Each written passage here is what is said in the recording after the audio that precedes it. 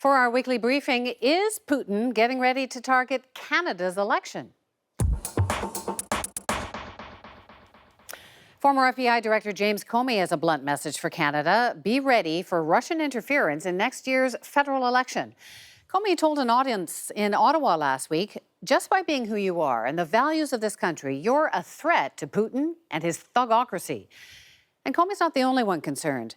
Clint Watts is a former FBI counterintelligence agent who literally wrote the book on how social media became a tool of influence for bad actors around the world, as a recruiting tool for ISIS, as a suppression tool for despots, and lately, a way to influence democratic elections in France, in Germany, the US, and now, he says, in Canada.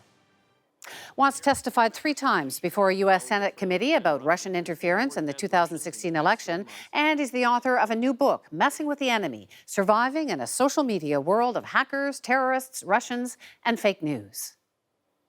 And Clint Watts joins me now from New York City. So, Clint, why would Canada be a target for the Russians?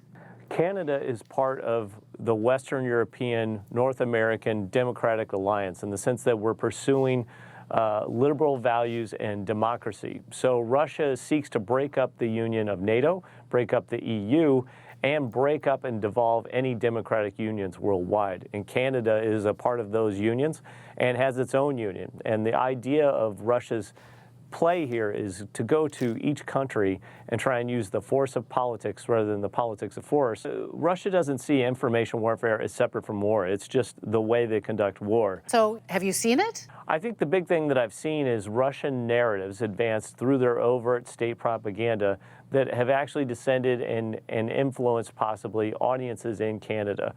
And by that I mean there are audiences that cross from Canada to the United States on social media and all the way from France to Germany that advance a very pro-Putin agenda, one that's nationalist, not globalist, anti-immigration, anti-NATO, anti-EU.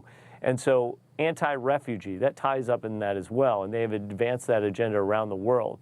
And of course, it's not just the Russians who have figured out these techniques for influencing people. We've seen political campaigns everywhere. Most of the campaigning, the messaging now is done through social media.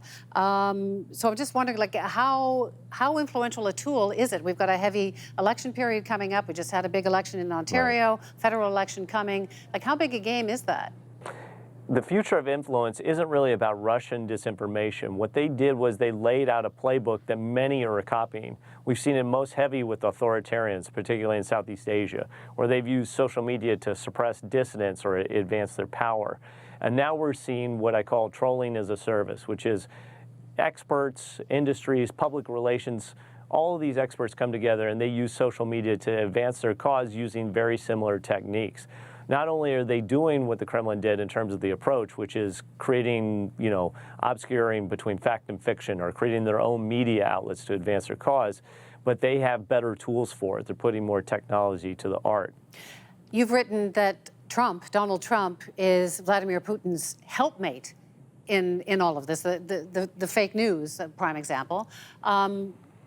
Canadian politicians are not known for that. They are not like Donald Trump. So isn't Canada different, safer? Canada could be more resilient, but it only takes time to see. If you see politicians starting to build their own information outlets, use their own propaganda machines, start to try and obscure what is fact or offer alternative facts, as we say, or alternative public relations that maybe aren't actually truth but are very pleasing to audiences, that's a dangerous sign. Well, it's interesting you talk about sort of establishing their own sort of news outlets. Recently, a very populist politician, Doug Ford, has just been elected as to be Premier of Ontario.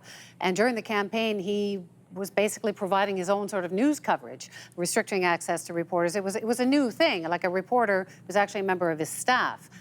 That, you're saying, is a worrying sign? Yeah, because they're trying to skip over filters, which means they can create the truth or fiction that they want to advance amongst their supporters and amongst those that they want to influence without any real check on their power. If they're constantly communicating directly with their audience without any check or balance on the information that they're putting in there, that can ultimately be dangerous. That can lead people to a false prophecy or a complete lies. So what can Canadians do other than, I guess, be skeptical? How can they protect themselves? Yeah, above all, I think the most important thing we've learned since at least the experience in the United States is value your physical relationships, your real relationships, more than your virtual ones. Because these are sources that you can verify. They're people you can actually have discussion with, and that's really what's critical to any democracy functioning moving forward. The other is evaluating information sources. Do you know what the original source of the information is, and do you know what it really says?